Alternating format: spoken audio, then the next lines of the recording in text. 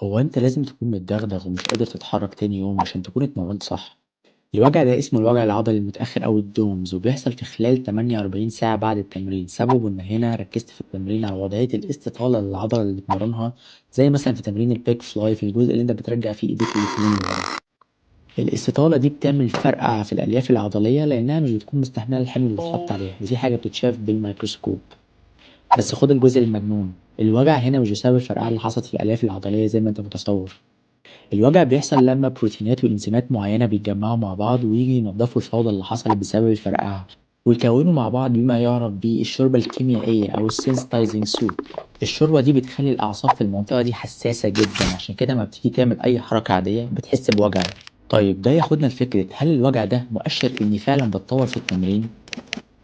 تفتكر لو جبت بادي بيلدر يجري ماراثون كامل، غالبا بعدها مش هيعرف يقوم من على السرير من الوجع.